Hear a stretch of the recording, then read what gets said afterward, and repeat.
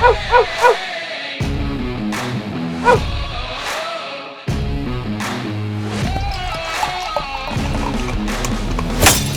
to another edition of the Haqparast podcast. This is for UFC Vegas 103. This episode and all episodes of the Haqparast podcast are brought to you by CoolBet. Use promo code Haqparast when making a new account to get a match up to $200 on your first deposit. Cody Saftik is on the line with me, as always. Yes, sir. Yes, sir. Yes, sir. I mean, and if anybody checked out the recap, it's up on Cody's page this week. We've been doing a lot of like regional stuff and all of that. So UFC was pretty rough. It was like Rob Font was really the only one that came through for me on my card in the UFC, but with all the regional stuff, links in the description if you're interested in joining the community down there. But it balanced out what could have been a disastrous week. Javid Basharat, he got memed. He got memed bad. It was one of those weeks, Codes. Yeah, he got mean bad. You're right. Other than Rob Font, I had plus money Ion Kudalaba, and then Julius Walker lost, a close split decision. Most definitely not a robbery, just a cut type of fight that could have gone either way. And those are the bounces. Last week, though, we told you, if you just spam bet every single underdog on this card, you'll come out positive money. This card is not quite the same. I like a lot of the favorites, even though a lot of them are close and a lot of the values I don't love. It doesn't scream like a ton of these underdogs will jump up, but of course anything can happen. As Paul Shaughnessy mentioned last week on the regionals, the B leagues, we did quite well. With the UFC, and not so much. The good thing for us, the lucky thing here, Paul, luckily for us, I guess I should say, this is totally a B league regional type level of a show. The fact that you got Julian Marquez versus Cody Brundage as a co-main event, I don't care. We'll break down anything. We love fights. This is right up our alley. But holy crap, man, what a stinker of a card. So hopefully we can find that right value and make some things happen. Yeah, I used to come onto this show and complain about, this level of card, that level of card. When you're deep in the weeds on like a Wednesday night, taping Samuel Biley fighting in Haybale League fighting 27, you get a new appreciation for even the Apex cards. So pitter patter. Oh, I will say what got me is that I used to be like, oh, well, why did they put this as there on the placement of the card? It's like, oh, well, they want people to sign up for Fight Pass, so they made it an early prelim. And like, well, why is this thing on the main card? Oh, because it's the featured prelim, the last thing you see on TV before it switches over. Now, I don't think they have any rhyme and reason. Like, and you look at this card, and it's not terrible, but like Charles Johnson's on a 4-fight winning streak. Ramazan Temirov is like the most exciting guy you've ever seen. Promote these guys. One of them is going to end up in a title shot at some point. No, instead you got, what's the upside on Cody Brundage? Zero. There's none. What's the upside on Julian Marquez? Zero. There's none. He's in his mid-30s and he's just been racked up with injuries. Like, why would you feature that? Haqparast is tenured. Ribovics has got a super exciting style. Danny Barlow, Sam Patterson, like promote one of them. Chepe Mariscal versus Ricardo Ramos, promote one of them. But no, you get Brundage versus Julian Marquez. So I don't care if there's money to be made. That's what we're going to attack. But it's a soft offering this week, no doubt. Yeah. Jacek Gok, leader of the free world, per sources. All right. We got Manel Kape taking on Asu Almabayev.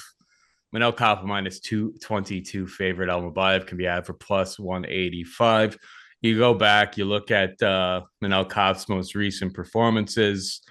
Bruno Silva fight, I thought that was the best performance of his career. I mean, he got kicked in the junk like 3 times. Bruno Silva loses a point, but that cardio, this is a 5-round fight.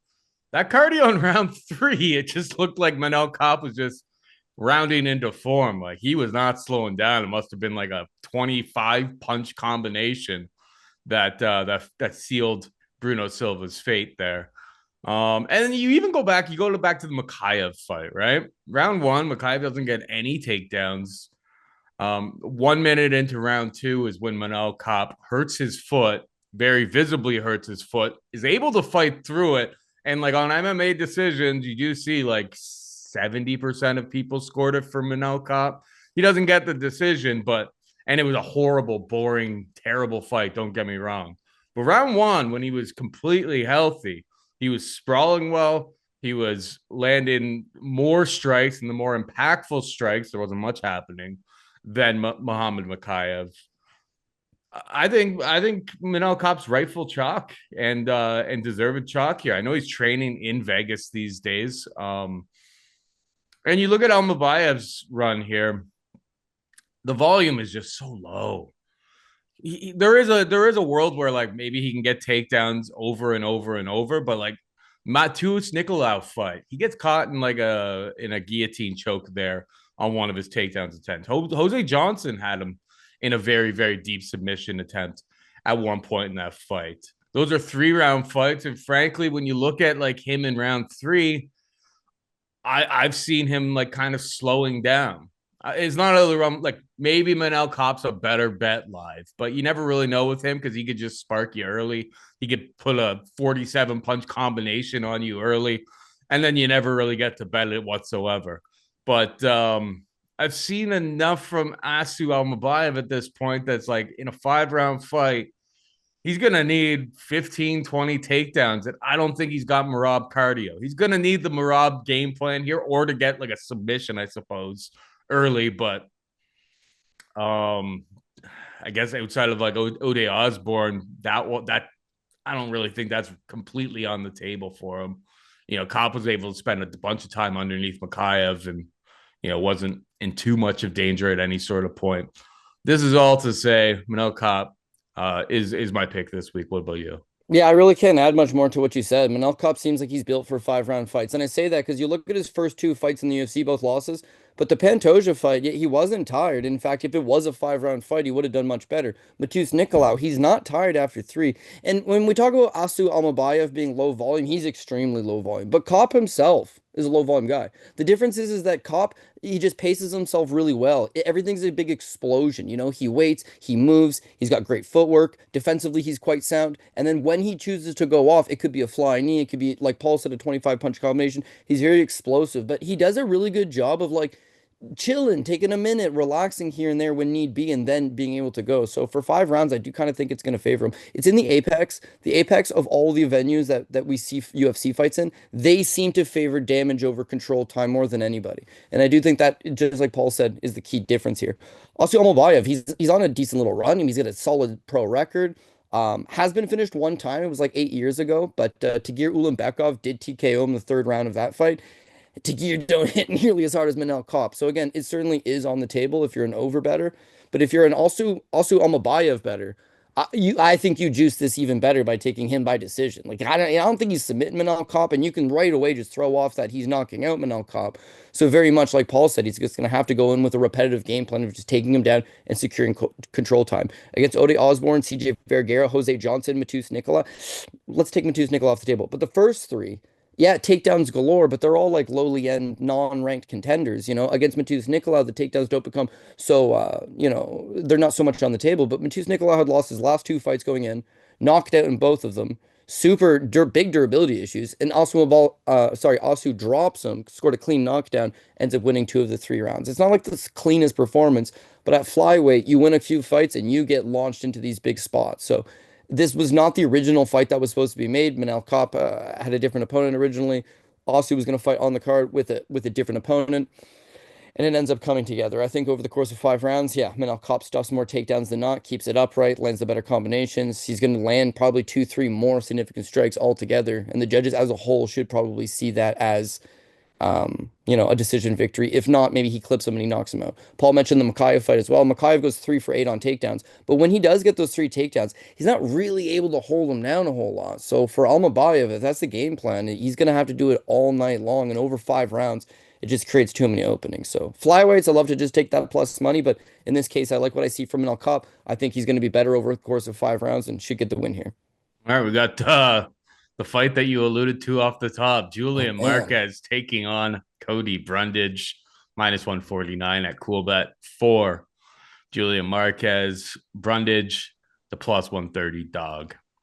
I said in the Discord with the crew over there that this fight's going to give me an ulcer, Cody. So I'm going to let you take it away. I mean, my general take, like in case I go like, yes, I agree with you at the end of it, is that if you gave me plus money on either one of these guys, I would probably side with it, but I don't know if I'm going to bet it because both of these guys are supremely flawed. I just think maybe Brundage is a little bit more explosive of an athlete, but makes some really poor decisions in there. What's your take on this fight?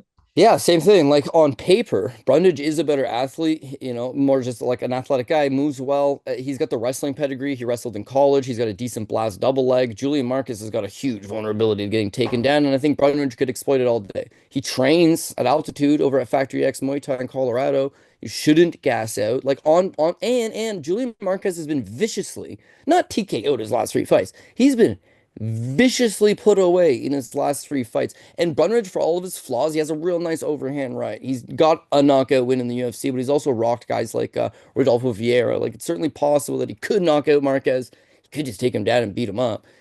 He's just one of these guys that could never get a dollar from me anymore. I bet him a few times way back in the past, but as of late, it's like he's not my kind of guy. Like, not only does he lack durability, he lacks ring IQ, and he lacks heart. Heart's like the one thing that you really can't get behind a guy if he doesn't have. And it's for Brundage, it's right up and down the map. When he fought Willie Knight on the Contender Series, he takes Willie Knight down. Willie gets back up. Willie puts a little bit of pressure on him, and he folds instantly. Cheap 10, first round, TKO, less than 3 minutes into the fight. His fight with Rodolfo Vieira, right? He wins the first round, overhand right, drops Rodolfo Vieira. Second round, he's doing well, and then he pulls guard on a guillotine choke. Why? I really couldn't tell you. Rodolfo Vieira is one of the best guys on the ground, especially if he's on top of you. And to pull guard on a guillotine choke, which is a really low percentage move, just shows like, what are you thinking? It's the follow-up fight that really things really start to fall off the rail. He's not throwing these fights as much as he's actively quitting in these fights. Why did he pull guard on Rodolfo? Because he was done fighting. He didn't want to fight anymore. So he pulls Rodolfo on top of him and then promptly gets submitted short time after. Then he fights Cedric Dumas. And Paul and I always call him Cedric Dumbass because of how foolish the guy is. And yet against Cody Brundage shoots a takedown, starts the fight, shoots a takedown, grabs the neck, pulls on a guillotine choke, ends up on the bottom.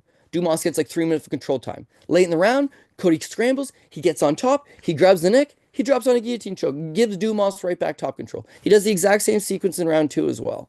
You just lost to Rodolfo doing it, but you decide to do it again. Fine, Cedric Dumas sure as hell ain't no Rodolfo Vieira. Fine, but he doesn't want to stand and strike with you. If he shoots this blast double leg, these guys, it's a nice shot. It's quick, it's to the point, he gets to the hips, but they usually end up just rolling and getting on top of him. If you grab his neck for 2 seconds, he'll roll and give up top position. Like, he's just not there for the long haul. His fight with Jacob Malkoun is beating the crap out of him, and then all of a sudden he's like, the back of my head. The ref says, back of your head. Why it's a no contest? I really couldn't tell you. But he gets a DQ win. Yeah, that one was painful. Zach Reese, it's a win. You can't take it away from him. But he's in a triangle choke and he picks the guy up and slams him. Okay, shit happens. But the Bo Nickel fight, UFC 300, he does the same position from Jacob Malkoun. One knee up, one knee down, up against the fence, back curled up, holding his head, just waiting for something to happen. Just killing time. He's not there to fight. He's just there to kill time. His last fight with Abdul Razak Al-Hassan is the same thing. The first out you present him with, he just seemingly takes it. Now, there's no doubt on paper, he does have a skills advantage over Julian Marquez. Again, as we talked about, he's a faster guy. The overhand right's going to serve him well here. The takedowns are really going to do him well here. The fact is, though, is that he's a guy that as soon as adversity rolls up on him, he quits. Only time he's faced adversity and come through is that Dalcha Lungiambula fight where he's getting roasted and he grabs a guillotine choke. So in that fight, he didn't quit. But that fight was 2022. There's at least 3 or 4 times where he's given up on himself since then that dude make me question it. Julian Marquez at this point, he's got nothing left going for him other than heart. Like, that's it. Heart. If you watch the G-Rod fight Gregory Rodriguez, he takes a beating. And he's still trying to throw back, but he takes a beating. The Barrio fight, he wins the first round against Marc-Andre Barrio, lands like 40 significant strikes. The second round is just like a lot of damage, man. It just starts to pile up. This is stuff that Brundage doesn't really do to guys. And then the Zach Reese fight, like, boom, body kick into a right hand, just puts him over. So it's not a good run for him. I also can't sit here and tell you he's all that smart of a guy. He one time had Miley Cyrus like lined up on a silver plate. She's like, I'm yours. All you got to do is shave my initials into your chest. And he counters with, Well, I'm yours if you get the Cuban Missile Crisis and a henna tattoo on your stomach. And she's like, yeah, I'm not interested in ever speaking to you ever. And that was the end of it. And then literally his career's fallen to shit since then, right? The Maki Pitolo fight's the third round submission, but he loses the first round. And the Sam Alvey fight, it's the end of Sam Alvey, but Alvey hits him a bunch in that fight too before he goes down. So he's so hittable. The problem is that all these guys are willing. Zach Reese is willing to hit you. Barrio's willing to hit you. G-Rod's willing to hit you. Even Alvey and Maki Pitolo, they're all willing to engage. Brundage is going to shoot and look to shoot and look to shoot. And if he gets on top, he's going to hold position. And he might even give up his top position by grabbing a guillotine choke and flopping on top of it. So I don't love it, man. I don't love it. What I will say for Julian Marquez is he had a really bad back injury, and it's not been great for him coming back. He's also a massive gym jumper. Like he starts off at Glory MMA and Fitness in Missouri with James Krause. He leaves there and he spends 6 years at Extreme Couture over in Las Vegas. He leaves Las Vegas and spends 2 years at Factory X, where he trained with Cody Brundage. These guys have trained together, right? He spent 2 years at Factory X, which is Brundage's current camp. But since then, he gym jumps again, which you don't love to see. But where does he end up? Boom, MMA Lab in Arizona. So I'm all for that, man. I think that ultimately it's going to be a fight. It's the Apex. It's a small venue. It's going to come down to who wants it more. And Brundage doesn't want it at all. So I'd love to get plus money on Marquez to pick him at all. And he's not plus money. So I think you should probably just hit a strong pass on this one. But there's no world that exists that Cody Brundage is getting my money. So for me, it's a Julian Marquez play. Fair. I have no intention of betting that fight, to be perfectly honest, because yeah, it's like the epitome of dog or pass for me. And like I called the guy Bumdage. Do I really want to put my money on that? The answer to that question is no. Um, there's so much regional stuff and 12 fights on this card. It's just like I don't have to force a play on something like that anymore. It is what it is. We got Esteban Ribovics taking on Nasrat Haqparast. Ribovics is a minus 270 favorite. Haqparast can be had for plus 225. Who you got? I kind of get going back and forth on this one. Like Ribovic seems like the play, but then the money line on Haqparast seems to get real tempting. And the only reason I say that is I like what I see from Ribovic's 28 Argentinian kid, leaves Argentina. He's at Killcliff FC full time right now with Henry Hoof and Gilbert Burns and all that great cast of coaches over there. This guy's an all-action star, man. He just stands in front of you and wings them. The problem is like defensively, he's there to get hit. He's there to get hit all day long. And yeah, he's crashing the pocket and swinging down on you, but a competent striker is going to be able to set some traps for him and certainly have a few moments. When you look at him versus Loic Radzbadanov, he gives up 11 takedowns. He does have a good get-up game, and I don't expect Hawkcross to land more than maybe two. So let's throw that off the table. These guys are going to sling it out. It's his fight with Kumala Kirk. That's a should be a layup-ish type fight, which he wins. Terrence McKinney smokes him out in 37 seconds with a head kick. Very nice. And then Daniel Zellhuber. Now, the Zellhuber fight, Zellhuber's a volume puncher, not necessarily a power puncher. He's more of a volume guy. But Daniel Zellhuber knocks him down, clean knockdown, lands 121 significant strikes. The fight does come down to the third. Ribovics has a good third round. He cleanly does win this fight. It's a split decision, but I felt like Ribovics did get it. But again, it's like his style is just car crash the pocket over and over and over again. He can do that to Daniel Zellhuber, who's 6'1", has a 75-inch reach. He's more of a jab straight guy, right? You can keep crashing the pocket on him. Against Haqparast, it's not so easy. Haqparast is a southpaw, first of all, and like he's got a decent amount of power in that left hand. He loves to throw it as like a straight left or an overhand left, but he's usually matadoring guys towards him. When you look at Ribovics, what he does is he drowns you with volume. Against Kamala Kirk, he lands 115. Against Daniel Zellhuber, he lands 156. But Haqparast is actually one of those few guys that can match that. He lands 146 on Jared Gordon. He landed 171 on Landon Quinones. He can kind of match that same pace and that same volume as Esteban Ribovics. He certainly has a lot more experience and has fought a lot better guys than Ribovics. When you think of Ribovics as a guy that's just broken into the UFC, it's like he's 28 years old. This guy's an all-action guy. Surprisingly enough, Haqparast is only 29 years old. He's been around a minute or two, but he's not super old. He's on a four-fight winning streak. And again, John McDessie's a good striker. Landon Quinones I don't love, but is a striker, just knocks the piss out of Malarkey with a beautiful combination. And then Jared Gordon went 0 for 13 on takedowns. So that was a weird one because he's defending so many takedowns.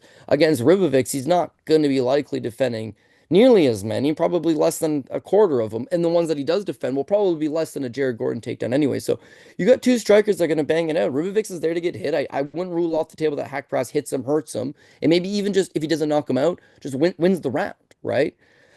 Again, you can go back to the two knockdowns over Jimmy Malarkey. He knocked down John McDessie, although he didn't put him away. He knocked down Joaquim Silva. In fact, he knocked out Joaquim Silva. Thibaut Gowdy and Mark Diakese and Marcin Held.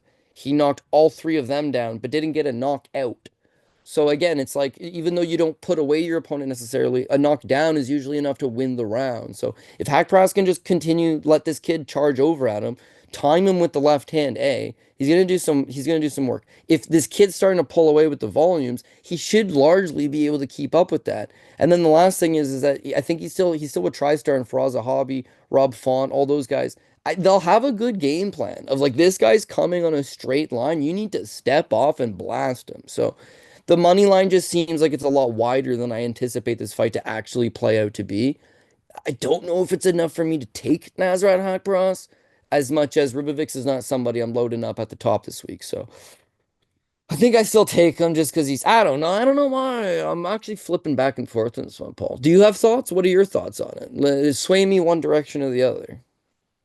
I think Ribovic's last fight out there against Daniel Zellhuber, long, rangy opponent, big, exciting card with the UFC Noche and everything like that.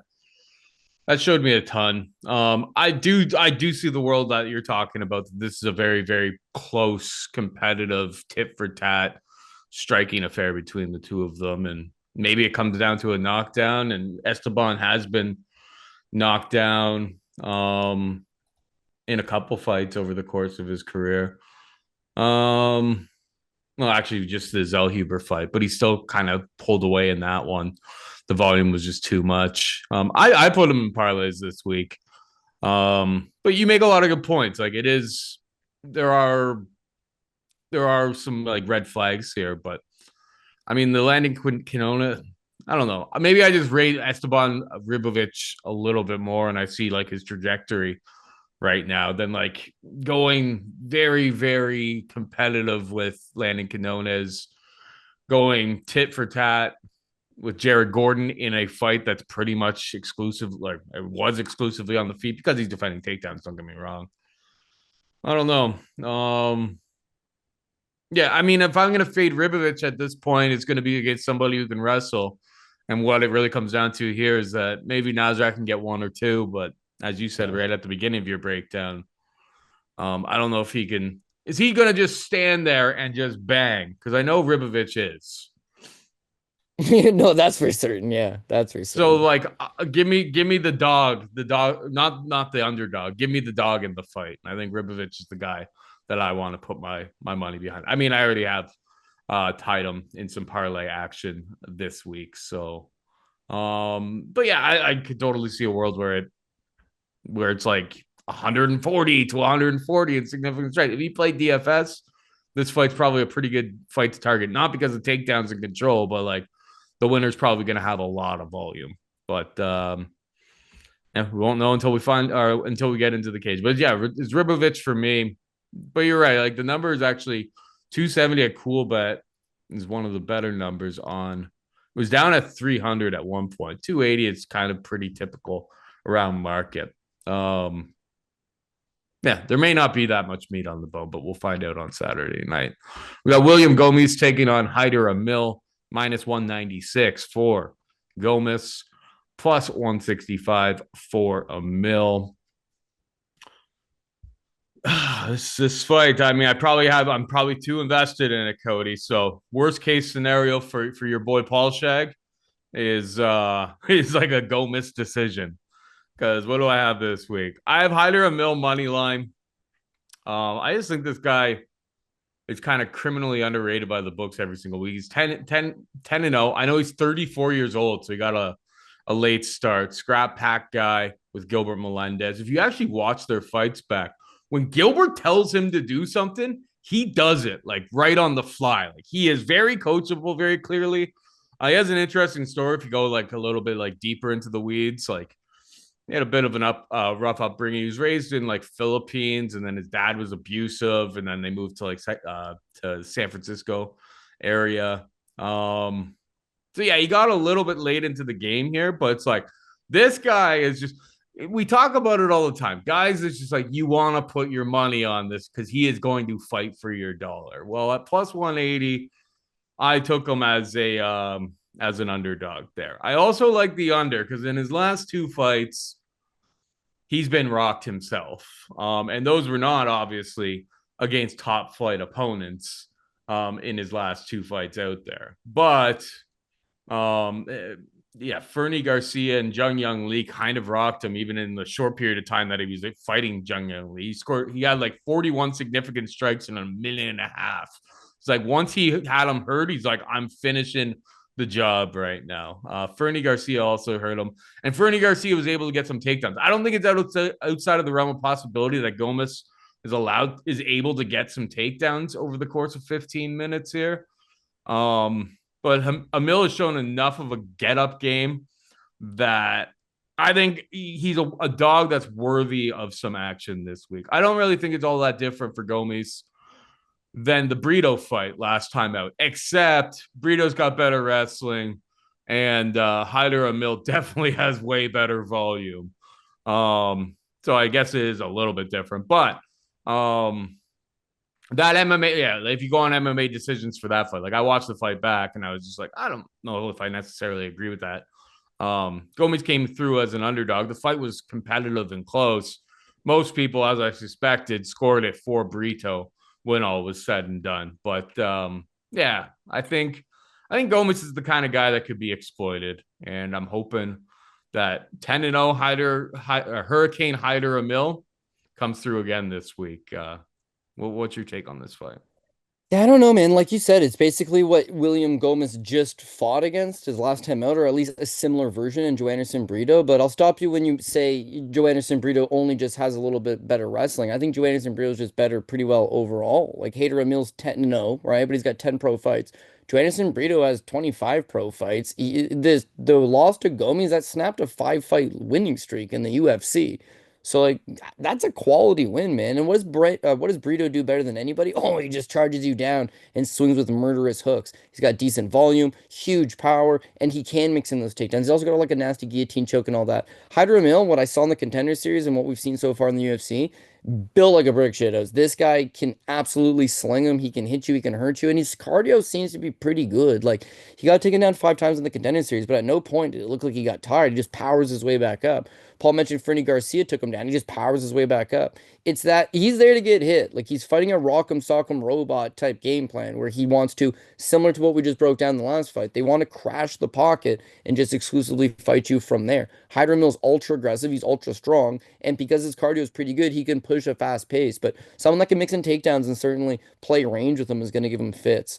What I've noticed from Gomes before he came to the UFC, like when you watch him on the regional scene, he's a touch and go guy. He hits you from the outside and then he's gone. Like guys will charge at him and try to swing, but he's usually not really there to be hit. He's got a striking defense of 71%, and that's pretty high. You can look at the vast majority of fighters on the roster, they will not show a 71% striking defense. But the point being is that it's hard to get to him. He's 6 feet tall with a 73-inch reach, right? Hyder Mill's 5'9" with a 70-inch reach. So very much so, he's going to be swinging his way in. Fernie's small little guy. His last fight against Lee is not really that big of a guy. Against Gomes, he's actively going to be chasing him. And when Gomes, we've seen guys chase him before. His debut against Jarno Arens. Jarno Arens is a Dutch Muay Thai, wants to strike in the center of the ring. He didn't give him that chance. His fight with Joanderson Brito, his last time out, it's the same thing. They charge at him and he's gone. He's moving laterally. He hits you with 2 shots, you come at him. The fact that he mixed in 3 takedowns against Arens, he hasn't shown you that since.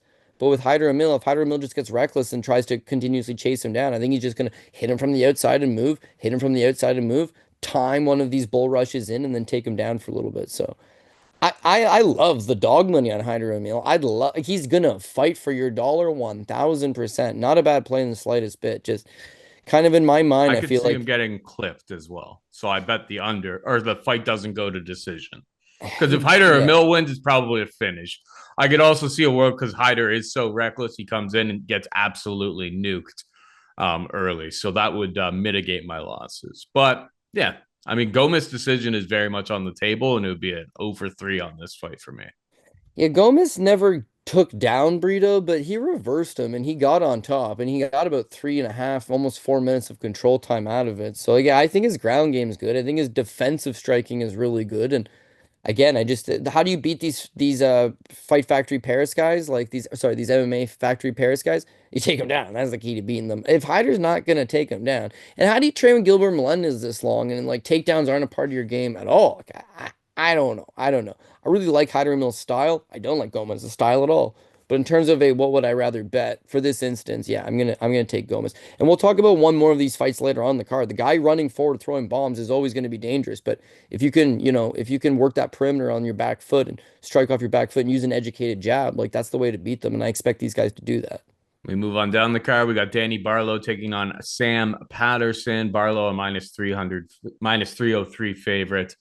Patterson can be had for plus 250. Quick notes on this one. Where are they here?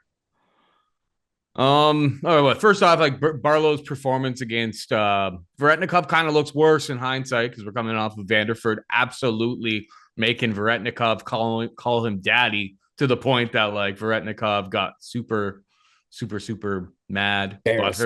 butthurt, whatever you want to call it, and and you pushed him at the end. That was very strange. But so yeah, it looks a lot worse in hindsight. But like that style, the styles of those fights weren't remotely close, right? If you go back, you watch like Barlow versus the Puma from 3 years ago. The Puma guy, at least in round one, had a little bit of success, and like that guy's basically never fought ever since. Like he had, I believe he's 1-1. That was his first loss, and I don't think he's fought ever since that fight.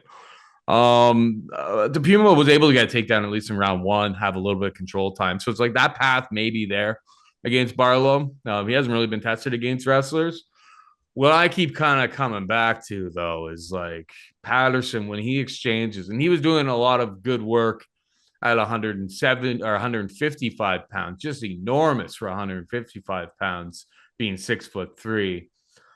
He likes to kind of push people up against the cage and like get like trips to takedowns and then find submissions that way. But like even in the fights against Kiefer Crosby, Johan Linus, who are two guys that frankly grappling super low level. Even in those fights, like he eats a shot or two. He kind of when he's like backing up, he keeps his head straight up, and it's just there for the taking. I don't love the Barlow money line at minus 303, but if I were forced to play, I haven't played anything yet on this fight. It would be Barlow by KO. I just can't get the Yano Ashmood's fight out of my head where he just got absolutely clean cold cocked.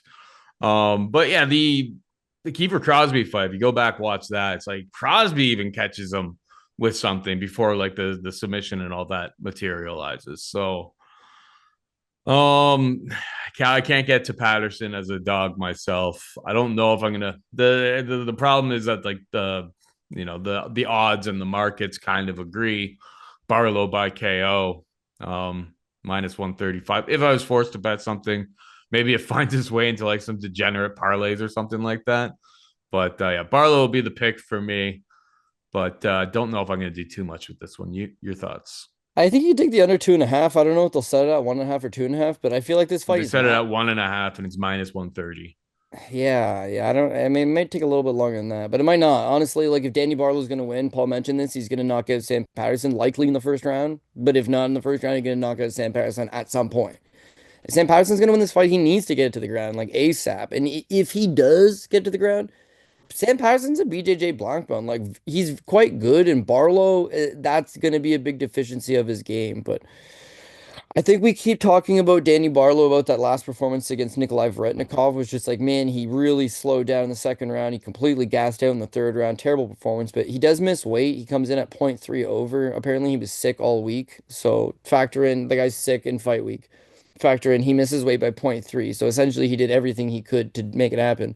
And then in the fight with Veretnikov, he breaks his arm. But he fought through the whole thing, and like he did win a close split decision. It wasn't exactly like his finest performance. But I think when you compound all the troubles he was facing, the fact that he came out with his hand raised at the end of it is still something. So for this, he's got a full camp. Apparently, he's feeling good. Weight cuts on track. You're going to want to watch weigh-ins on Friday just to make sure that is actually factual. But left hand from God. I mean, they call him that for a reason. He's got a tremendous amount of power in that left. Fights a nice little southpaw stance, nice little tricky kicks up the middle, eventually just frustrate you, cause you to make a mistake, and then he cracks you. Vrednikov can't wrestle, we all know that, but Vrednikov is an excellent striker and has never been knocked out, so Barlow can't put him away, but against lesser competition, he's putting them away. Sam Patterson is not lesser competition, but he has two career losses, and they're both by first round knockout, and Paul mentioned the Ash Moves fight. It's a caught kick, the left hook behind it, and it just like it zings. Ash Moves is half the size of Danny Barlow. Like if Barlow touches you, it is good night. Also, you look at Danny Barlow's fight with Josh Quinlan knocks him out in the third round. So it's like his power will likely carry in first, second, and third round. And at some point, I just feel like he hits Sam Patterson. I seen an interview with him, and they were like, what do you think about Sam Patterson? He's listen, all these guys think they're strikers, but they all come in with the same thing. They always want to end up taking me down. Because the difference with Sam Patterson is that he's not a wrestler, so he's not going to take me down. And I hope that's true. Like Patterson's takedowns are like Paul said, they're trips. He'll foot sweep you up against the cage. If he can get a rear waist body lock or like a body lock at all, just double underhooks, he just drags you because he's got leverage being 6'3". But Barlow's not a small guy himself. So 6'2", yeah. Yeah, short of you grabbing a hold of him and dragging him to the ground, he's probably gonna stay upright. And if he stays upright, he's gonna clock you with a few. Vretnikov did have some good control time up against the cage, no takedowns, but was able to control Barlow up against the cage. If Patterson can do the same thing, that would be something. But Patterson's not gonna hold him up against the cage the entire fight. That's not his style. At some point, there's gonna be a disengage. At some point, the judges are gonna say, okay, Patterson was holding him up for 2 minutes against the cage. They separate. Barlow lands something. That suddenly becomes the most important thing. And then to make more excuses for Barlow, he's being held up against the cage, but he's sick and dehydrated and has a broken arm. So yeah, he accepted a few positions he probably shouldn't have, but this time around he probably should be a lot better. So I'm actually going to Tennessee this weekend, not to Memphis. I wouldn't say thankfully, but Memphis is rough as hell. So I don't know that I really want to go there. However, Danny Barlow, Memphis native, huge fan favorite over there, so I know that they'll all be cheering for him, and I do feel like this is a chance for him to go out there and get the KO. I got a lot of respect for Patterson, but in this situation, I just don't think his chin and his durability will hold up. But the under 2.5, or the fight doesn't go the distance. It covers both edges. If Barlow wins, we know he's going to win. If Patterson wins, he'll get it to the ground, he'll sub him. I'm struggling to think he gets it to the ground consecutively or consistently or enough to really make it, the story of the fight. So Barlow likely by KO. Yeah, the fight doesn't go to decisions minus 400. Yeah, forget it. That's not a good price for any. You know me, I love overs. There are Minus some 100, places don't go that the have the distance. under 2.5 for like minus 275. That would be, I would save the 125 points if I could get that instead of getting those extra 2.5 minutes. Like, seems like quite a bit of extra juice to be paying for those last 2.5 minutes if you were going to go that route. Let's move on. We got Mario Pinto taking on Austen Lane, minus 400 for the heavyweight newcomer in Pinto here. Austen Lane can be had for plus 320. Pinto Contender Series. I mean, he was a big favorite. He came through, did what was kind of expected of him, I suppose. But there was a lot to like in that. Went back, watched some of his fights over on the regional scene. He's like Portuguese by birth, but like he's British from what I gather. I'm very proud of his British heritage. There's some like, I mean, he's a 26-year-old heavyweight, so it's like you always have to know. It's just like heavyweight 26, you're a baby, like you're just getting started. 10 years away from your prime. 100%. So like the Kasim Aris fight, I believe he was in like some like, oh, that's not part of the tournament, but he was in some tournament to like win the Levels Fight League championship, which he ended up winning. But there was a couple fights over the course of his run there. It's like he gets taken down, he gets controlled a little bit. He spends some time off of his back. But there was one fight. And he's shown that he can kind of go like 5 rounds by being the Levels Fight League champion and all of that. Yeah, against Kasim Harris, he went 5 minute rounds. So it's like cardio on point for this guy. Used to be a light heavyweight, but he comes in around like 245 pounds. I think there's a lot to like. I think there's a lot to like, and I mean, you know me, heavyweight chalk, don't really usually love it, but I think this is a half decent looking little prospect here. I know Austen Lane's coming off of a win last time out where he got a takedown or got multiple takedowns against Robelis de Spain. But let's face it, Robelis de Spain may have the worst wrestling in UFC heavyweight history. It's up Yeah, there. It's about as bad as it's it there. gets. And people will forget that Austen Lane also tried to have that exact game plan the fight before against Jonathan Denise, did it in round one, got gassed, and got nuked in round two. So it's kind of like one of those tricky situations where it's like, a lot of heavyweights, it's like, oh, he's going to knock him out in the first round. Pinto could do that. It's not out of the realm of possibility. But yeah, from what I see on the feet between these two of these guys, I think Pinto should absolutely ruin him. Austen Lane's going to have the Robelis strategy here. And Robelis, I mean, he's fighting on Karate Combat, which we'll be breaking down over on the Bookie Beatdown Patreon over there later on this week. Robelis Robelis went to karate kickboxing for a reason. He was just like, I'm not doing this wrestling stuff anymore. Like, give me the guy. Robelis is just fighting. Like, if you don't keep up with that stuff, he literally fights every single month and knocks a guy. Like, I think he has like 3 fights over in karate combat, and he's only spent 20 seconds in the cage. Like, Yeah, it's great. it's outrageous. It's fun. I mean, he's unbettable because he's like minus 3,300, but it's a good time. It's a good time to at least watch. I think Pinto kills him. It just when he kills him, is Austen Lane able to get a takedown early? Yes, but I've seen enough from Pinto going those 5 rounds that the cardio, he's gonna be there in round two. He's gonna be there in round three. Austen Lane needs to be able to get those takedowns, or he's gonna get absolutely pieced up. Your thoughts? Yeah, I actually agree. When I saw Pinto in the Contender Series, you can tell he's a former light heavyweight. Like even though he's only 6 or 7 pounds lighter than Austen Lane, like Lane's 6'7", ripped up. Pinto's 6'6". Just kind of looks a little bit soft, but as Paul mentioned, 26 years old. He's probably the youngest heavyweight, if not the youngest somewhat relevant heavyweight. He's got a lot to work with. But when you do watch tape on him, it's like, yeah, he's a very educated striker. Even on the Contender Series, he's got good hand placement. Like a lot of heavyweights, they're bigger and they lumber a little bit and their hands are low and they kind of wait and then they shoot that jab from the hip side. Like not Pinto, man. He's hands straight up, defends himself quite well, has a snappy jab, has a snappy right hand. He can switch stances a little bit. I wouldn't say he has good footwork as much as he's an athletic heavyweight guy and is able to switch stances and kind of offers opponents different looks. And then yeah, we saw him fight 5 rounds against that Kasim Aras for the Level Fight League Championship. It doesn't seem like he really starts to slow his pace at all. Aras isn't good, but he's Turkish and he's a bowling ball, man. Woof. They obviously don't test for steroids over there, so this guy comes up full of all of them, and he does get a couple takedowns, but Pinto's get up game seems good, and young heavyweight still learning on the fly, still filling out his own form. I think there's a lot to like there.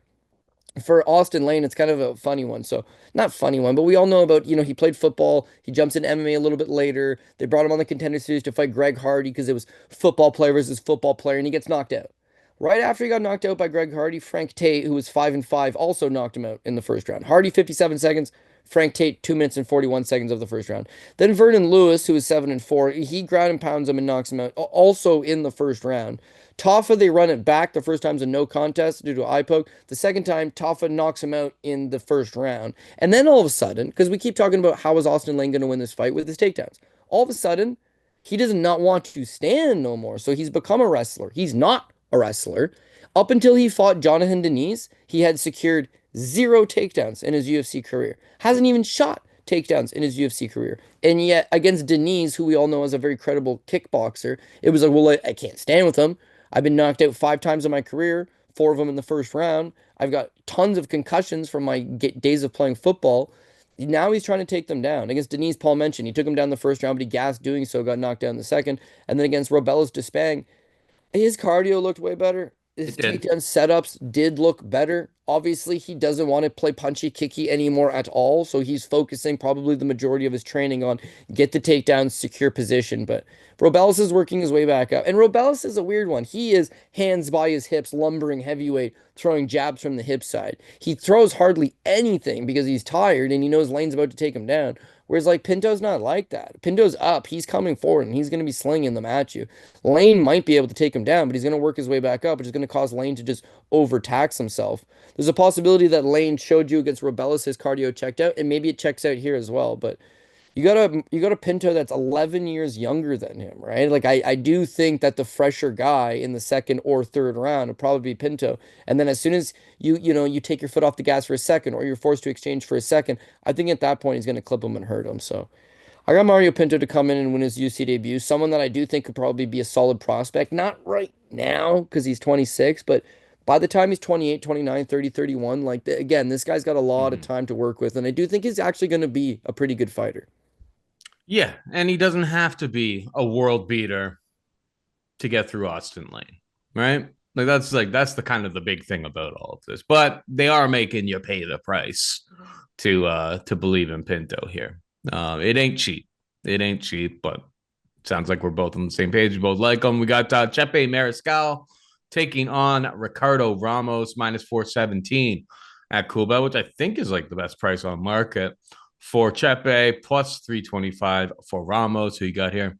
Yeah, I got Chepe Mariscal. With Ramos, he's another one of these guys that like when the going gets tough, he tends to curl up a little bit, which you never like to see. But he started in the UFC very young, and it looked like this is a poor man's Charles Oliveira. He stands super straight, upright. He's got nasty striking in that he knocks out Amin Zahabi with a spinning back elbow.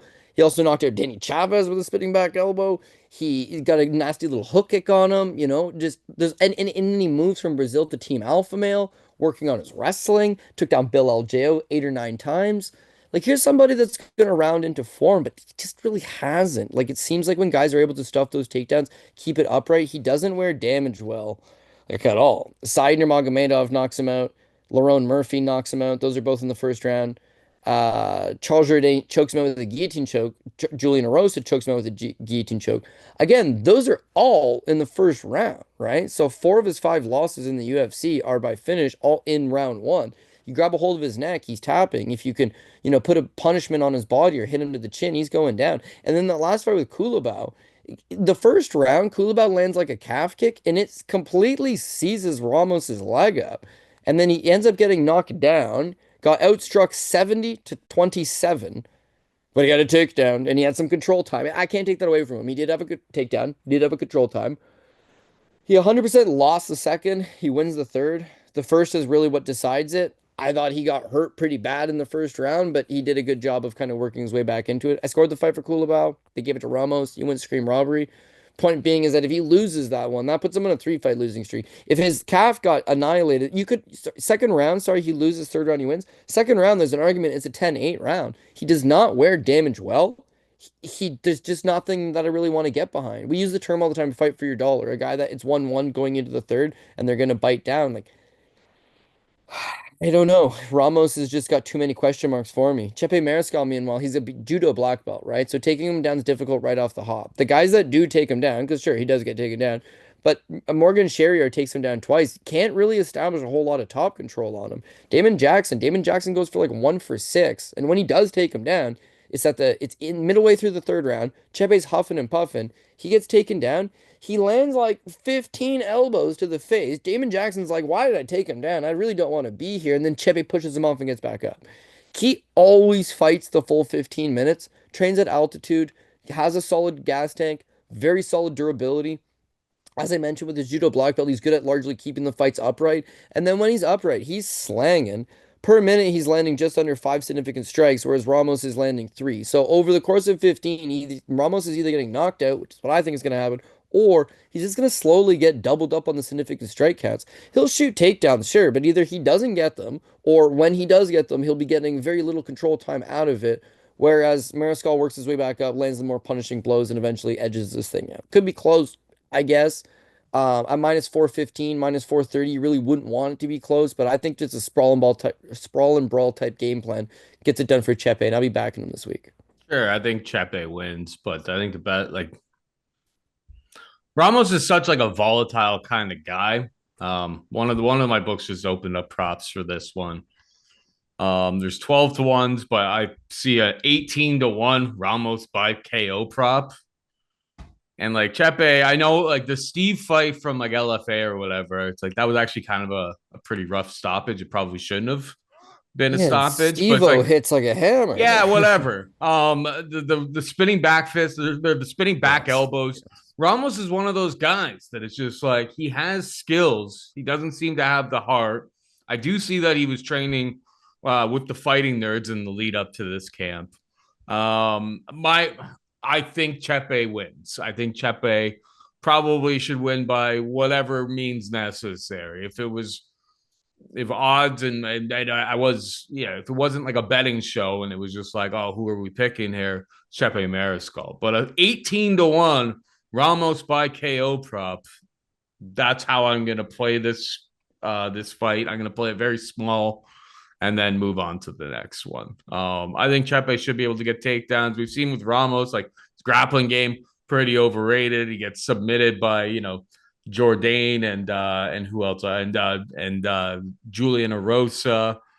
But yeah, you go back over the course of his fights, and just like he just has like spike performances. It's usually the spinning back elbow, Eamon Zahabi, and Danny Chavez. He's the kind of guy who's just so volatile that you give me a plus 1800. It's like, okay, take my small amount of money, probably gone, but it's like there is a chance that it could cash. So yeah, 18 to 1 Ramos KO.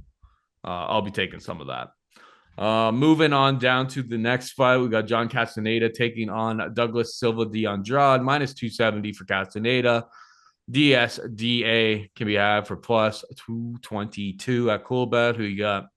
I'm gonna take Douglas D and draw. It'd probably be the PRP pick to keep it right at the bottom because a pass is probably your best option on this one. But yeah, I think I'll take Douglas D and draw. Again, he's an upset specialist. He beat Cody Stamen as an underdog, Sergey Morozov as an underdog, Marlon Vera as an underdog, and Cody Gibson. When you really think about it, Cody Gibson, Marlon Vera, and Cody State, those are all quality wins. Who are the guys that beat him? Miles John, Saidin Magomedov, Lerone Murphy, Peter Yan, Rob Font.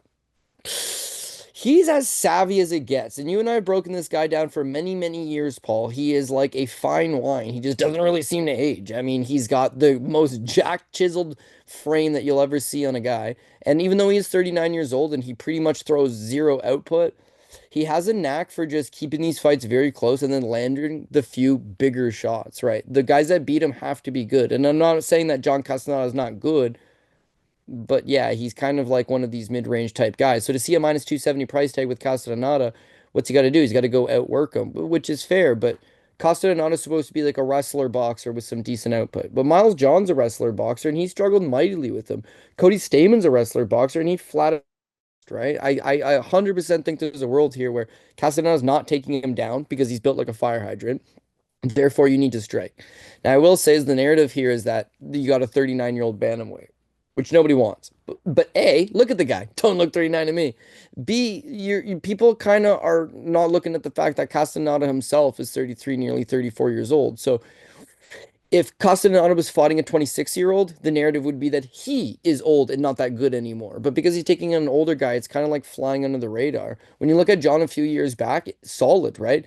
I thought his performance with Miles John, where he ended up getting a third round arm triangle submission, scored a knockdown, was able to push a pace on him, solid. His fight with Muin Gafurov scored a knockdown, but he got outworked. Muin Gafurov outstruck him 61 to 40. It said he got those takedowns. His fight with Kyung Yo Kang, it's actually a pretty competitive fight. He gets hit 88 significant times, but he gets 3 takedowns. It's his last fight with Daniel Marcos. He looks tired in the first round. Every time Marcos hits him with anything, he doesn't wear it well. Like he's got bad body language to him. Either he's just looking sluggish and fatigued. Now he could have had a bad weight cut. He could have just been, getting beat up by the younger guy and just getting outworked by Daniel Marcos, which is entirely possible and is what happened. But he just didn't really look like himself. So now he's got this spot with Douglas D'Andrade where he's a nearly 3 to 1 favorite. But again, I don't know that this isn't the beginning of the end for him. If he goes out there with D'Andrade and he cannot take him down, which is entirely possible, he needs to outwork him with the volume. That volume he used to put on guys all the time, but now that he's getting hit in return, like I'm not so sure that he's gonna stand up to those punches. If you want to look at the best, Douglas D'Andrade fight to say, well, how does this one go? It probably is the Cody Stamann fight. Cody Stamann rocks him. Cody Stamann has a whole bunch of spots, but as a whole, Stamann is fighting in moments. Whereas Douglas D'Andrade is fighting a continuation. Even his fight with Miles John, he's throwing head kicks later into the fight. He's dangerous at all points. It does look good to the judges. I don't have a whole lot of underdogs on this card, and I can't say I love this one, but dogs are going to come through, and a minus 270 Castaneda pick might be what screws it for you this weekend. So at the very least, maybe just don't put a whole lot of stock into John Castaneda. But if you're looking for a flyer or an underdog that might juice up some things, Douglas D'Andrade has cashed 4 times as an underdog as well. He's got decent wins in the UFC. He's fought a lot of good guys. There's some back class there. I think he'll make this close, may be able to edge it. Damn it, Cody. I basically bet the old man DSDA, the little mutant, as I like to call him. I basically bet him every single fight, and he's like a plus 200, plus 300 underdog. And yeah, he basically like exchanges wins and losses. And you've picked against him in a lot of fights. So I was just like, Cody's gonna talk me out of betting Douglas Silva de Andrade. But if you're suggesting him, Cody, then I'm in. It's as In. simple as that. Like I've sat here talking about Miles Johns, and you're like, oh, I think Miles Johns is gonna get through. And then you were right. Cody Stamann, same thing. Saeed, I think same thing. I will say that like the volume is usually pretty low from Douglas Silva de Andrade. He's absolutely jacked. 39, whatever. It's like whatever he's drinking. He takes his strength and conditioning very seriously, as we used to like to say. 3 knockdowns against Sergey Morozov. The guy's basically, yeah, an underdog every single time out there. The volume is super low. It's not so easy to just take him down and hold him down like Peter Yan did it. Okay, that's great. Like Peter Yan's one of the best bantamweights ever. Even Lerone Murphy, who has shown like a lot of like wrestling ability here, had went 1 for 4 on takedowns against him, and Lerone's been climbing the ladder ever since. And that was back in 2021, so I'm sure Lerone's made some big improvements. Yeah, DSDA, old man violence. Sign me up. I'll jump on board with you on that one. We got Danny Silva taking on Lucas Almeida. Silva minus 200 favorite. Almeida could be at plus 170. Your thoughts? Yeah, just another one of these close fights that you could probably see going either way, truth be told. I don't know if there's like a great lean. With Danny Silva, I think he's a better striker. Seems like a little more athletic, faster. But yeah, he's been off for a little while. You saw him in the Contender Series versus Angel Pacheco, and he lands a knockdown and 204 significant strikes. Love it. But like he got hit 197 significant strikes, and he had 2 takedowns in the mix. So one of these guys that can go out there and throw up crazy volume, but defensively he's gonna get hit. So then he draws Josh Kulabau, and it's a weird fight. Like both guys had a lot of moments. You could most definitely score the fight for Josh Kulabau, but Danny Chavez gets overall outstruck 87 to 45, but he had 4 takedowns, so he had some control time. That's what won it for him. The damage is Kulabau all day long, but Danny Silva racks up. And then that's the thing about him. It's a tale of two fighters. Against Angel Pacheco, he's not really, he's down to throw. He's down to just empty the clip. He's down to really exert himself. But against Kulabau, maybe it's his UFC debut. He just seems like he was a little bit off. And then that's a year ago. It's like he hasn't done anything since then. I don't know. Lucas Almeida never been high on him. He's 34. Yeah, he's 34 years old, so it's late to be jumping in the UFC. And he was on the Contender Series against Daniel Zellhuber. He has a really good first round, and then he just kind of falls off after that. They brought him into the UFC super short notice to fight Mike Trezano. He knocks out Mike Trezano. He is a plus 185 underdog to Trezano. So like I think that's what launched him. He wasn't really supposed to be there. He comes in, he springs a nice big win in his UFC debut. And then since then it hasn't really gone all that well. Pat Sabatini took him down, submitted him. Andre Fili was able to knock him out in the first. And then he rebounds with Timmy Kwamba, who it was a pretty competitive fight. Could have gone, I don't know. I mean, he won a unanimous decision. I thought he won, but Timmy kind of gave him a lot of different looks. And then again, he's been off for almost a year. So they've both been off for a while. They both really don't impress me all that much. I just have this nagging suspicion from the Andre Fili fight that Lucas Almeida has durability issues. If you hit this guy clean, Kwamba's not a power puncher. Sabatini's obviously a wrestler. Trezano, obviously he hit Trezano before he got hit. Those fights he was able to maybe kind of get away with not showing his vulnerabilities, but against a guy in Danny Silva that pretty well lands all the time, plus is going to mix some takedowns in the mix. He's really going to push that pace, push that cardio, and push that durability. And I think at some point, Danny Silva will break through and get the win. But yeah, I'm not gonna lie to you. It's not a fight I have a whole lot of interest in. I'll keep looking at it and definitely check out weigh-ins and see how these guys stack up next to each other. But the pre-fight pick as of now would have to be for Danny Silva. I like Danny Silva as well. It kind of comes down to it's like I know Danny Silva has been off for a long time, but if you go into his social media, he was over at TriStar putting in work with Cater in the lead up to Cater's fight. That was most recently. Before that, him and Dan Argueta seemed to train together quite a bit. So they went over to Jackson Wink and were getting some looks and rounds over there as well. His stats against Josh Kulaba, if you go back and watch that fight, it's kind of shocking. I remember because like Pat Mayo asked me for like somebody on the card for like his underdog plays or something like that. And like I was just like it was like 52 strikes that Danny Silva or significant strikes that Danny Silva had to get over. And it's always puzzled me to this day. And I was watching that fight back earlier this afternoon. And I was just like, how did we only get credited with 45 there? I know on the contender series, he put up 204. I think the biggest difference here is that like he should be able to get the takedowns going. Timothy Kwamba was able to get 2 takedowns on him. Pat Sabatini, obviously great grappler, was able to get takedowns. Everything that I've seen from Silva leads me to believe that he's kind of smart. It's like even in that Kulabau fight, it's like he starts out the fight, kind of goes for a takedown, and immediately is like 3/4 mounted guillotine position. Like right out of the gate, like he's in a very, very good position. Kulabau is a black belt to BJJ, wasn't able to get him out of there or anything. But I just think Danny's got more past the victory here. Play it smart.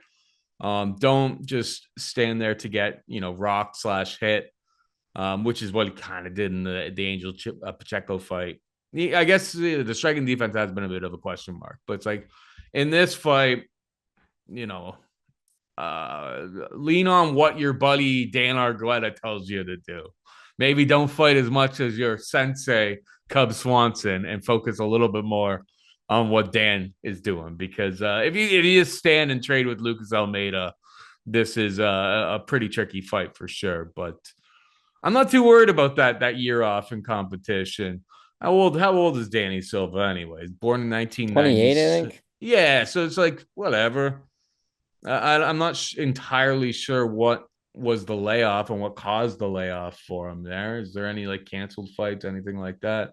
Because he was No. supposed to fight Bazookia. Yeah, he pulled out of the no. Yeah. He pulled So out he's of the supposed to Bazooka fight fight, right? Bazookia in August. So maybe something probably happened in training there. Right. Um, but either way, enough time has passed. It seems like you look at one guy's Instagram, in Almeida, family man. I'm not disrespecting any of it.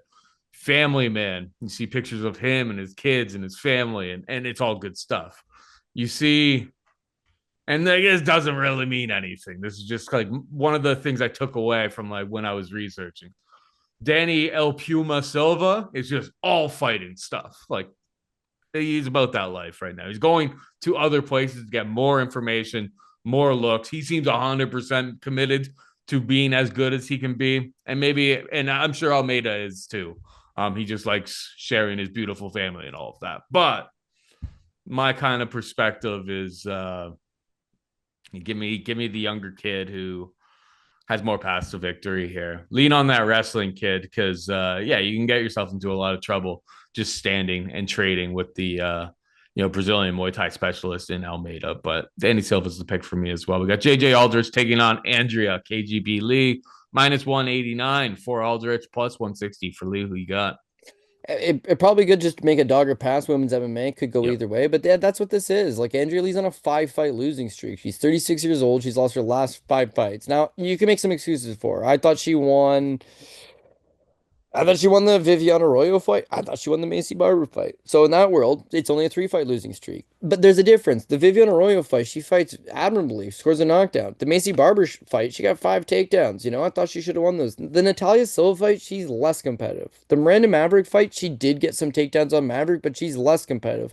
And then last time out against Montana De La Rosa, there's your chance to get back on track. There's your chance to snap the skid and get that win. But again, she's just looking a little lethargic. She does outstruck technically. She outstriked Montana De La Rosa 75-70. But again, she gave up a couple takedowns. And it just seems like at 36, she's a little slower than she used to be. She's a little more gun shy. She's not throwing those big body kicks. She used to be like this very physically strong, works at a ranch. She'll wear the cowboy hat. She grabs a hold of you, you feel it. But now, so it's like she'll lean on you a little bit on the clinch, but for the most part, she's just waiting at range, waiting at range, waiting at range, allowing her opponent to kind of get going a little earlier. Just looking at how she used to be competitive, how she used to beat girls like Cynthia Calvillo and on, so on and so forth. It does seem like, maybe her best days are behind her, and a 5-fight losing streak is certainly reflective of that. JJ, meanwhile, JJ doesn't have any really big power, so knocking out Andrea Lee is not going to happen. Submitting her is very likely not going to happen. I got totals on this. I got overs on this. One of them is going to win, and they're going to win likely by decision. But yeah, JJ, longtime training partner of Rose Namajunas, a little bit slicker with her footwork, a little bit slicker with her defensive striking. I feel like she may be able to matador Andrea Lee a little bit, but more so than that, just hopefully throw up a little more volume. But JJ is very hit and miss herself. Sometimes she looks good, sometimes she looks bad. Sometimes she'll flip flop between rounds, like the Aaron Blanchfield fight. Very good first round and then just completely falls apart. Veronica Hardy, there's moments where it's like, yes, southpaw stance, getting that jab going, getting those rangefinder weapons going, and then, eventually getting taken down or just eventually getting out hustled. There's a lot to be desired, but I feel like JJ Aldrich is a little bit more polished with the striking, a little bit more sound, a little bit more defensive, and then just outworks her ever so slightly. So I like totals on this one, but I suppose for a straight pick, it'll be JJ Aldrich. And because I don't like this money line, I would take the JJ Aldrich by decision. Yeah. I mean, for me, it's dogger pass. Fair. Andrea Lee is on a 5-fight losing streak, and it hasn't necessarily been pretty. And by necessarily been pretty, I've been being nice. But the one thing that does show a little bit of a bit like Macy, the fight against Macy Barber going to split decision. She got 5 takedowns to Macy Barber's 2. A lot of her fights turned into like scrambling messes. Miranda Maverick, very, very good grappler. 3-2 in terms of takedowns. So it's like she's able to get takedowns in a lot of these fights. Montana De La Rosa is 3-0 for Montana. So I guess it's not optimal, but at the price tag, I don't know. JJ's just never thrown enough significant strikes for me to feel great about backing her in most situations. She was taken down, as people are, in the first round against Liang Na, who throws everything to the wolves and just absolutely goes for broke in round 1 and then usually gasses and dies. Ariana De Silva was able to take her down twice. Like she is susceptible to the takedown. It's dogger pass for me. I don't have anything on Andrea Lee. I don't intend on putting anything on Andrea Lee. And frankly, for like an actual bet, I feel like my better edge in this fight will be from a live betting perspective. So maybe it's like one of those split props. I imagine those split props are going to be super, super jacked. With this fight being over 2.5 is minus 550. Like, there you go. So like, I feel like my best option and my best action, if I'm going to bet on this fight, will be to wait and see what Andrea Lee's able to do when she first gets her hands on her right at the beginning of the fight. Is she able to peel her to the ground? You probably lose a little bit of value off of the plus 160, but you get a lot more information and you have a lot better of an idea of how maybe the rest of this fight is going to play out. It's ugly. Yeah, the pick will be Lee, but I don't intend on betting any of that or any Andrea Lee pre-flop. We got Temirov, Ramazan Temirov taking on Charles Johnson. Minus 111 for Temirov, minus 105 for Johnson. I'm pretty much a straight pick 'em, homie. Who you got? I got Charles Johnson again. We've broken down like similar fights to this already on the card. I to a much lesser extent, Ribovics versus Haqparast, because Haqparast is not a finesse fighter from the outside. But William Gomis versus Hyder Amil will be much of the same. It's like, yeah, it's the apex, yeah, it's the small cage. You're gonna have to mind your P's and Q's, but Ramazan Temirov, my God, I don't know who his boxing coach is. I don't know who's holding mitts for this guy, but like he is John Lineker. He's Uzbekistanian John Lineker reborn. The one thing is John Lineker could do it for 3 rounds. I'm not sure that Temirov can do it for 3 rounds, and that's gonna make him, a lot less effective. Again, you look at this run, and they're all first round knockouts. His last one, two, three, four, five. His last 5 fights have ended by first round knockout, spanning the last 3 years of his career. Against CJ Vergara in his UFC debut, he's missing like a lot of these strikes. You look at the Hmm. strike count. I think he has a 39% striking accuracy. It's just from the one fight, obviously, because he just had one fight that they've done stats for, but 41% striking accuracy. So he's missing more than half the shots, but he's throwing 8 per minute, right? He's only landing less than 4 per minute, but just throwing. And I mean, overhand rights, just ducking in. The first knockdown that scores on CJ Vergara, it's like a left, or sorry, it's like a right, overhand right, like he's throwing a goddamn baseball. And then there's an overhand left comes right behind it. It's like, holy crap, dude. He looks like a human windmill. But the left lands and it lands flush. Vergara goes down, he gets back up, and then boom, left hook sits him back down, he gets back up, and Temirov never at no point lets off him. He lands 23 significant strikes, 3 knockdowns, all in 250 of action. Thing is that when he explodes like that, it's nice, but if he's not getting it, he's exerting a ton of energy. He shows over the last 3 years all first round knockouts, so it's been working, and he's not going to change it. But thing is, if you can stay upright, you can use an educated jab, and you can move to the outside. I think he's just going to be constantly coming in and whiffing. He's whiffing on a bunch of punches against CJ Vergara. The difference is CJ Vergara is 5'6" with a 68-inch reach. This kid Temirov, he's 5'4" with a 63-inch reach. Yep. 63-inch reach.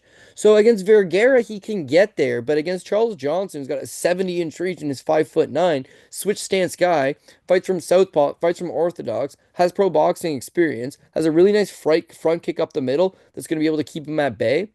And then when he explodes in, you need to dip off to either side. He's got a good jab, he's got a good right hand. I feel like he's going to be a lot of touch and go. When you look at Charles Johnson, his best performance is Joshua Van. Now, why Hmm. is that? Because Joshua Van's 5'5" with a 65-inch reach. He's actually an inch taller than Temirov and has a 2-inch reach advantage over Temirov. But when you see Johnson versus Van, Van's not coming close to him, man. He's missing it, right? People will say, well, shit, he looked bad against Sumaderji. Has anybody looked at Sumaderji? He's like 5'10" with a 72-inch reach. He's huge at flyweight, right? And he's southpaw.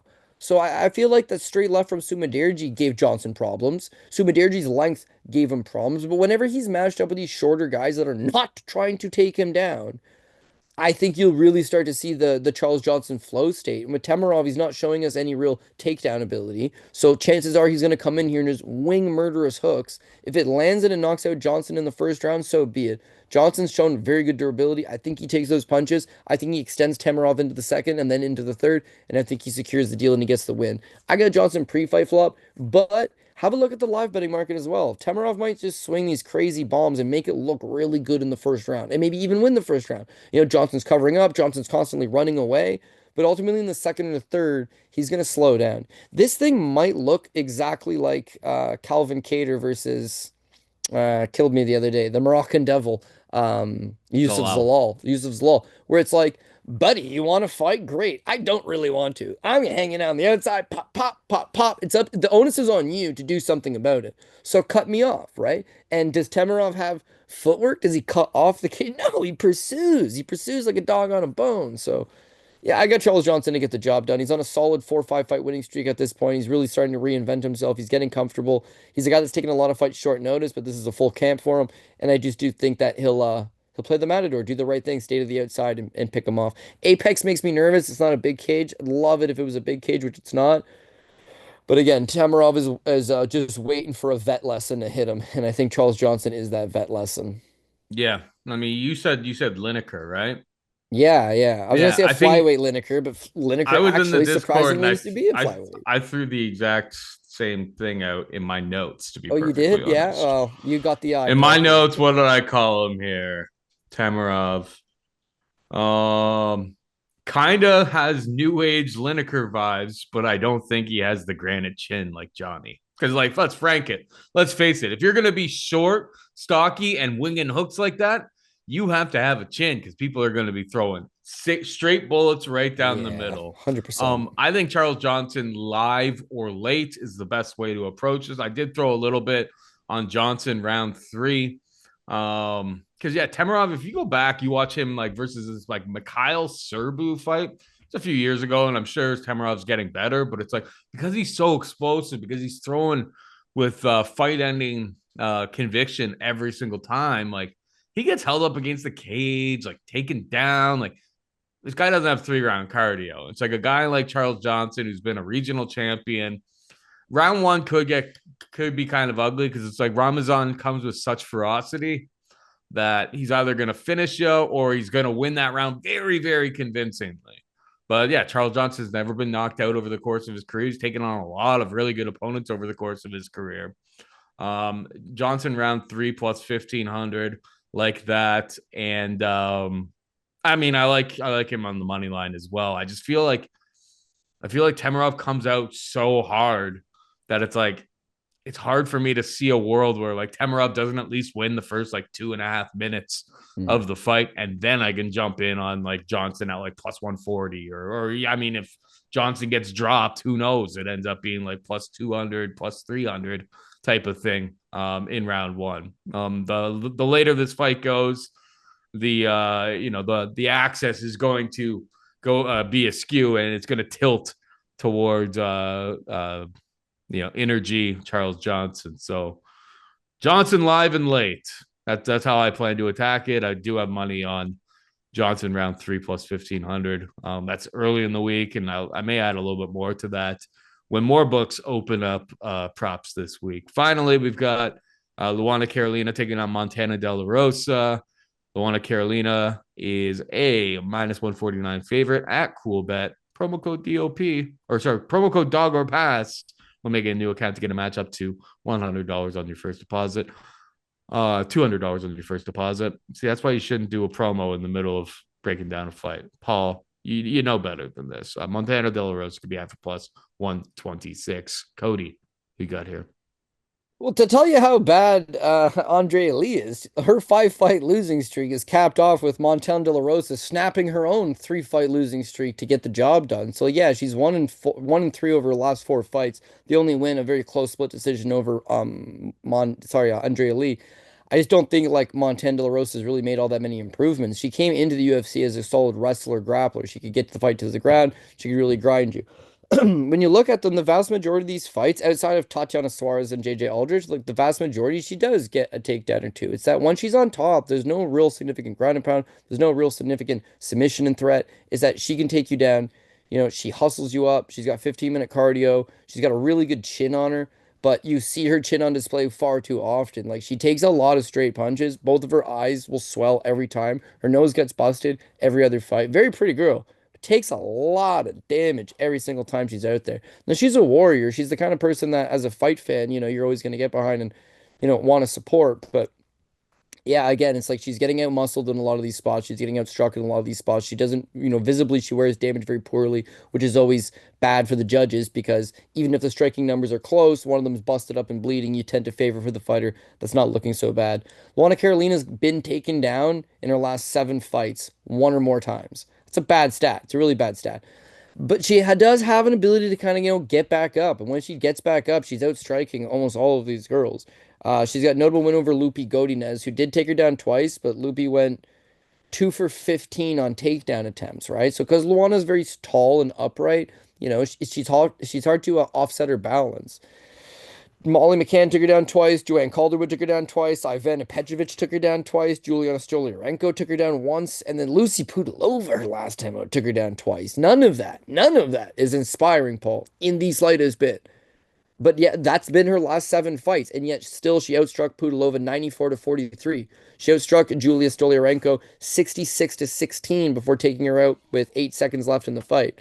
Ivana Petrovic, she doubled her up in the significant strike numbers. She pretty well doubles up or, outstrikes the vast majority of her opponents despite giving up the takedowns. This is going to be the same thing. Montel is going to take her down. I don't think Montana is going to hold her down, at least not long enough that at some point Luana Carolina will get back up. And then at that point, she's going to be landing some leg kicks, some body kicks, decent straight punches down the middle. I think that that will be the bigger story of the fight, which is the damaging blows from Carolina and getting back up, as opposed to a couple Montana De La Rosa takedowns sprinkled in the mix. Also with Carolina, she's had these struggles for a long time. She's kind of like Angela Hill. When she first debuted in the UFC, she had literally no grappling at all. But because every single fight, people are trying to take her down, you can see the work in progress. You can see her getting better. Mm. She's got a 74% takedown defense. That's not bad. You got to shoot 4 takedowns on her to get her down one time. And if that's the case here with Montana De La Rosa, again, I feel like she'll be landing those bigger shots. So yeah, with Montana, she's landing under 3 significant strikes landed per minute, but beyond that, it's just you just see her struggle repeatedly. Unless you have zero ground game, which Luana didn't a few years ago, but it's rapidly starting to close up and up against the cage. It's hard to take her down. She lands knees in the middle, she lands elbows in the clinch, she stays more active, and she ends up nicking this decision. If it ends up being close, it'll be close towards Luana Carolina, but I got her to get a job done by decision. Yeah. I mean, I don't we're not reinventing the wheel with No. anything like that. It's generally how I see it too. I do think that like Montana De La Rosa could get some takedowns. I wouldn't fault anybody for taking Montana De La Rosa and say that she's going to get takedowns, she's going to get control time. But it's like that's what everyone does against Luana Carolina, and Carolina's able to put up pretty decent volume in most of her fights. Not another fight. It's like I don't really intend on betting it all that much. I'll be sniffing around for the split decision prop on this one, Cody, but I imagine that one's going to be probably pretty short as well. All right. We're just about out of time here, but before we go, in with the PRP. It's like I said, there is a lot of favorites this week, but still value to be had. There's no value in a losing pick, only in a winning pick. So who cares what the numbers are? Let's just get some winners here. But I'm gonna go with Manel Kape, Julian Marquez, uh, Esteban Ribovics. But again, I could flip on that one, but I will take Ribovics for the time being now. William Gomis, Danny Barlow, Mario Pinto, Chepe Mariscal, Douglas D. Andrade, dog number one, Danny Silva, JJ Aldrich, Charles Johnson, and Luana Carolina. So yeah, 12 picks, one dog. There's some even money fights like Johnson, Temirov, and so on. But yeah, I mean, last week you could hear the dogs a barking, and they did. We weren't necessarily on all the right ones, but it was a dog heavy card. This week I'm not necessarily seeing it quite as much. So hopefully that stays true, and then we can formulate it some decent tickets together, Paul. Yes, sir. Yes, sir. And yeah, if you're interested, and we're going to be breaking down karate combat, we're going to be breaking down BKFC. Oh, I had the most glorious BKFC, play, which karate I combat, I can tell you right and now. there's some ACA or something that we may have a little bit of a look at, but I'm maybe doing not I'm as I'm I'm much. doing tape study last night, right? I'm doing tape study last night and I find this guy and the line's minus 220 for the favorite, right? I'm looking at the underdog and it's like 11 hours ago, Hamilton County arrest records, and it's him. And I know it's him because it lists his date of birth, right? So and that's where he's from. So I'm like, no way. So I look at it, no fixed address, listed as homeless, wanted in 3 counties, currently being held on a $10,000 bond. And they were going to get him out and let him fight Saturday. And I was like, oh, I am loading up on the other guy. You have no idea. But apparently, because he had because he had warrants in a couple counties, he's got to see a judge. He ain't gonna be out for at least a few weeks, and so the fight's off. I know, so close, so close. But that's the kind of times that we have over on the Discord. Is we just talk the greasy amount of fights, and of course, yeah, regionals.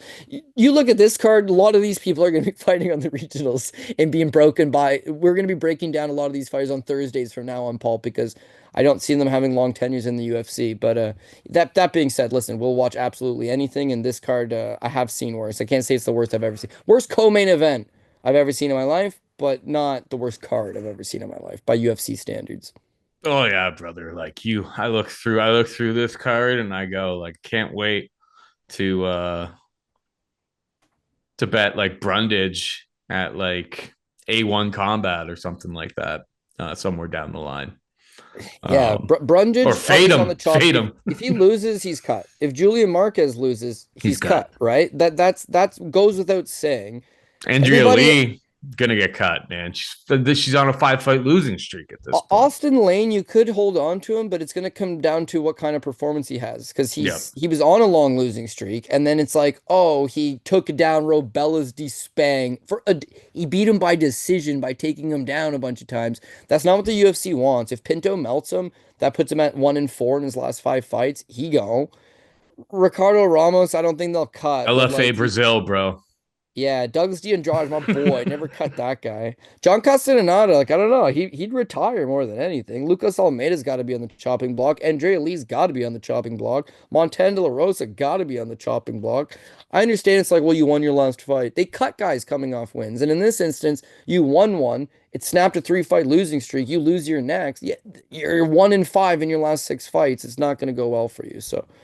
I guess that would make you 1-4 in your last 5 fights. But you know what I'm saying. They got Contender Series fresh around the corner. They got a zillion regional shows. They got these guys like Ramazan Temirov with 18-2 records coming out of the mountains and have a crazy wild style. Like, yeah, I think, roster spots aren't a given. So there'll be a lot of desperation on this card, and therefore the fights will be good. Last week's card, all violent finishes. From an entertainment standpoint, good times. This will likely be good times as well, but it's never a good time when you lose money. So this good time will be watching sweet fights, watching sweet finishes, cashing some sweet tickets, right? I mean, that's what we're here for at the end of the day. So let's do that, Paul Shaughnessy. Yes, sir. Yes, sir. When does Contender Series start? That's what I was actually just looking up there on my computer. I don't really know yet. I can't really recall. It happens every single year, and it bleeds into the beginning of the football season. I know that. It's like July we do the spread pick show with Mayo. Yeah. And like a lot of the times I'm like rushing back from like, well, now we have Jared. Thanks, Jared.